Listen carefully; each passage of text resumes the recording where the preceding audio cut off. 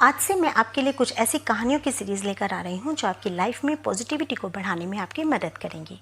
जैसे कि आप जानते हैं कि 10 अक्टूबर को हम वर्ल्ड हेल्थ डे के रूप में मनाते हैं और हमारे मिनिस्ट्री ऑफ एजुकेशन के पूर्व शिक्षा मंत्री श्री रमेश पोखरियाल जी के द्वारा कोविड-19 संक्रमण के दौरान 21 जुलाई 2020 को विद्यार्थियों के मेंटल हेल्थ और उनके मेंटल वेलबींग के लिए साइको सोशल हेल्प प्रोवाइड करने के लिए एक मनोदर्पण कार्यक्रम की शुरुआत की गई थी।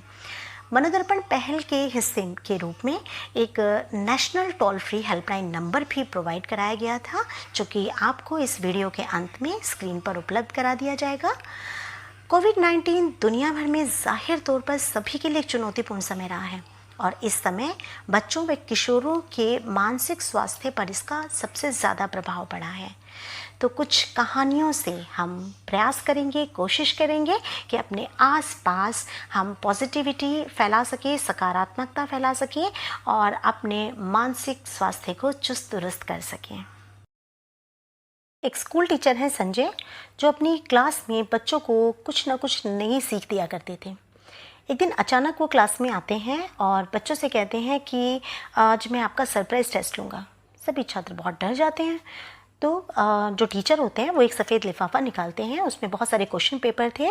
वो सब बच्चों के डेस्क पर एक एक क्वेश्चन पेपर पलट कर रखना शुरू कर देते हैं। जब सब बच्चों को क्वेश्चन पेपर मिल चुका होता है, तब टीचर बोलते हैं कि किसी को भी एक दूसरे की कॉपी में ना तो झांकना है और ना ही पूछने की कोशिश करनी है। अगर आपने ऐसा किया तो आपके नंबर काट लिए जाएंगे। अब सभी बच्चे जल्दी से अपना क्वेश्चन पेपर उठाकर उसे अलट पलट के देखते हैं और वो हैरान हो जाते हैं। हैरानी से एक दूसरे की तरफ देखने लगते हैं। तब टीचर पूछते हैं कि क्या हुआ, आप लोग इतने हैरान और परेशान क्यों हैं? तब उसमें से एक बच्चा खड़ा होकर पूछता है कि सर, इसमें तो कोई क्वेश्चन ही नहीं है, तो फिर हम जवाब किस चीज़ का दें? बस ये तो एक प्लेन पेपर है और इस पेपर पर बीचों बीच में एक ब्लैक डॉट लगा हुआ है, तो हमें आंसर किस चीज़ का देना है? अब टीचर मुस्कुराते हैं और कहते हैं, आपको इससे क्या लेना? आपके मन में इस पेपर को देखकर जो भी आ रहा है, इसके पीछे आप लिख दीजिए और आपके पास से 10 मिनट का ही वक्त है। अगर इससे ज़्यादा मैं आपको समय नहीं दूंगा, पेपर वापस आपसे ले लिए जाएंगे। सभी बच्चे फटाफट लिखना शुरू कर देते हैं और 10 मिनट के बाद जब टीचर सभी से वो आंसर शीट कलेक्ट करते हैं, तो पूरी क्लास के सामने उसको एक एक करके वो पढ़ने भी लगते हैं। तो हर बच्चे ने ज़्यादातर मतलब जब बच्चों की उन्होंने शीट देखी तो सब बच्चों ने काले बिंदु की एक्सप्लेनेशन की थी। मतलब उसी का वर्णन उन्होंने सबसे ज़्यादा किया। किसी ने लिखा वह 2 बिंदुओं को मिलाकर बनाया गया है, तो किसी ने कहा कि यह पहले तो चौकोर था लेकिन शायद बाद में वो गोल बना दिया गया। जब टीचर आंसर शीट से सबके आंसर पढ़ रहे होते हैं तो सभी बच्चों के चेहरे पर चिंता की लकीरें उभर आती हैं।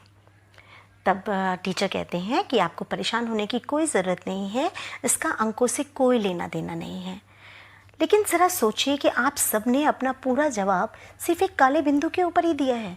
सबके आंसर सिर्फ इस काले बिंदु के इर्द गिर्द ही घूम कर रह जाते हैं।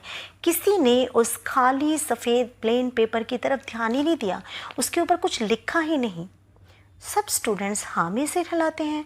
अब टीचर बोलते हैं कि कुछ ऐसा ही हम अपनी ज़िंदगी के साथ भी तो करते हैं।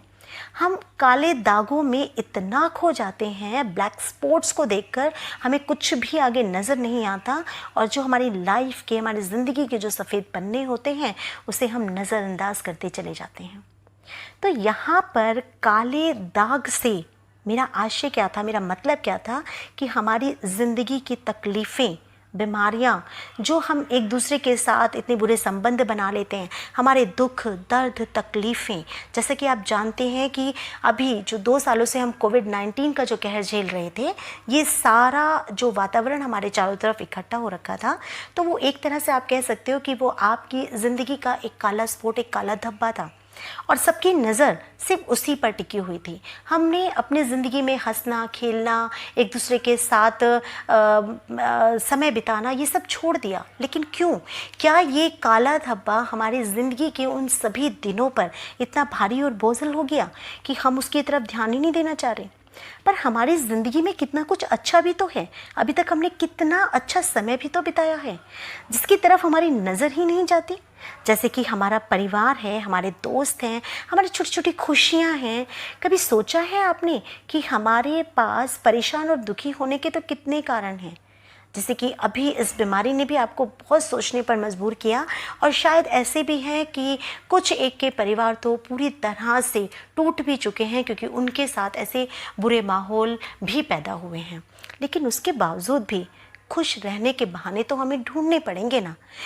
शायद अगर हम गिने तो खुशी के कारण दुख के कारण से कई गुना ज़्यादा मिल जाएंगे आपको।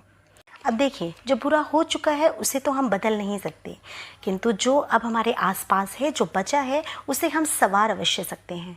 और उसके लिए हमें शारीरिक तौर पर तथा मानसिक तौर पर पूरी तरह हमें स्वस्थ और तंदुरुस्त रहना ही पड़ेगा। तो हम चाहें तो खुश रह सकते हैं, हम चाहें तो दुखी रह सकते हैं। तो ये सिर्फ निर्भर करता है हमारे ऊपर, हमारी मानसिक स्थिति के ऊपर। और इसके लिए हम क्या कर सकते हैं कि हमें ज़्यादा से ज़्यादा एक दूसरे के साथ बात करनी चाहिए। हमारे मन में जो भी कुछ चल रहा है हमें दूसरों के साथ शेयर ज़रूर करना चाहिए।